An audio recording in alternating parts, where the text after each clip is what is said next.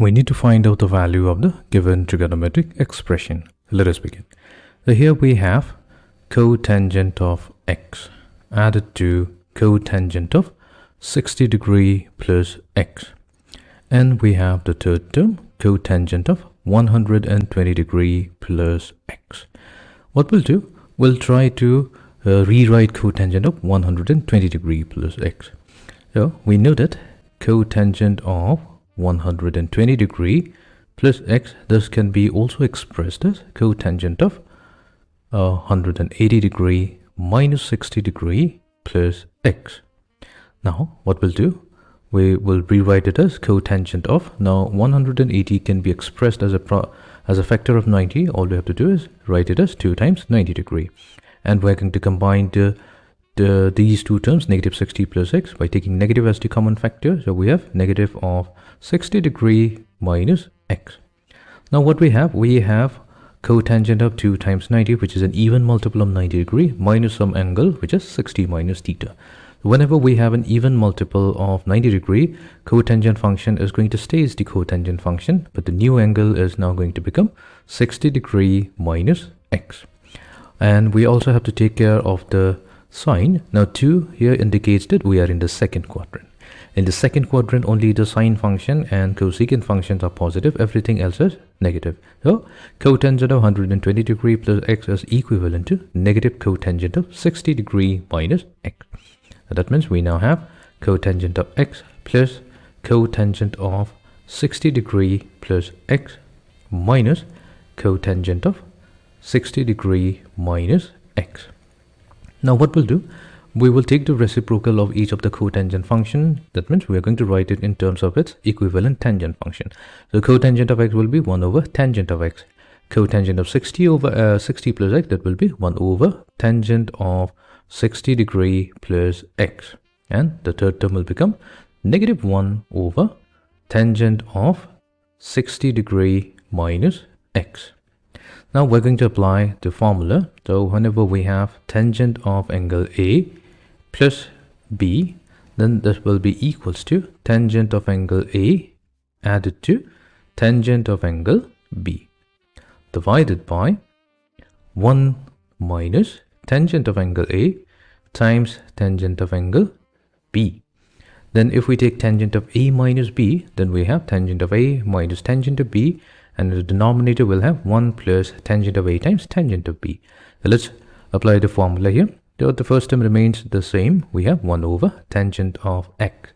Now we'll start with the denominator, tangent of 60 degree plus x, that will become tangent of 60 added to tangent of x, divided by, so what we'll do, we'll take it to the numerator to get 1 minus tangent of 60 degrees multiplied to tangent of x, minus, we have 1 over tangent of 60 minus x. So 60 minus x will be tangent of 60 degree minus tangent of x, and in the numerator we have 1 plus tangent of 60 degrees times tangent of x, which will be equals to 1 over tangent of x plus, now tangent of 60 degree, that's a standard value of square root of 3. So we have 1 minus square root of 3 times tangent of x, divided by square root of 3 plus tangent of x, minus 1 plus square root of 3 times tangent of x, divided by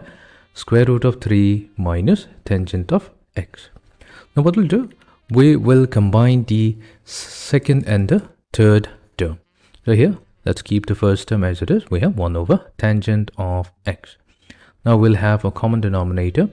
So the common denominator will be the product of square root of 3 plus tangent of x multiplied to square root of 3 minus tangent of x.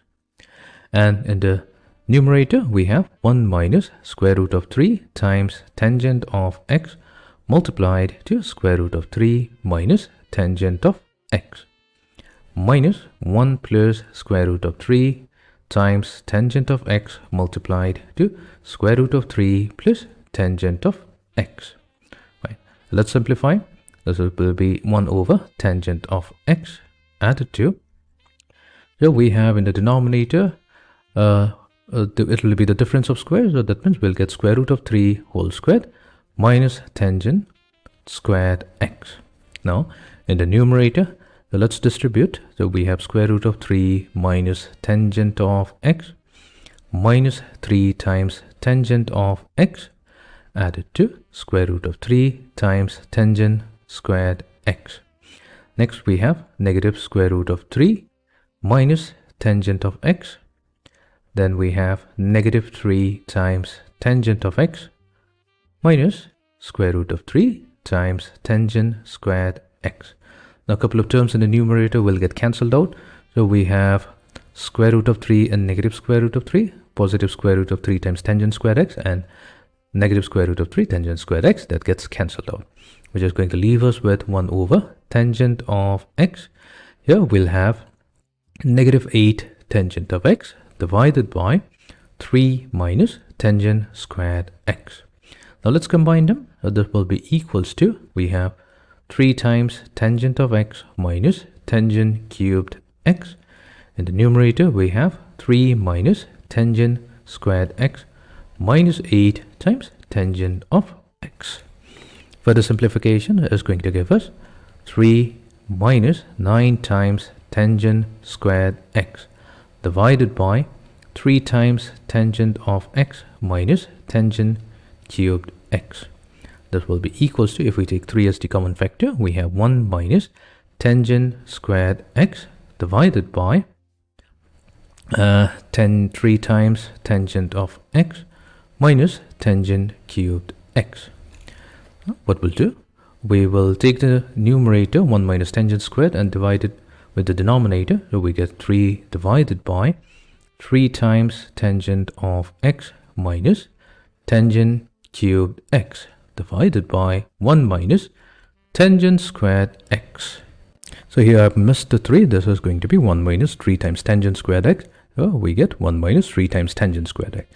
Now we know there's a standard formula, tangent of 3x, that's given by 3 times tangent of x minus tangent cubed x whole divided by 1 minus 3 times tangent squared x. So that means this entire denominator can be replaced with tangent of 3x. So we get 3 over tangent of 3x. And if we take tangent of 3x to the numerator, so it will be cotangent of 3x. So this is going to be the final value.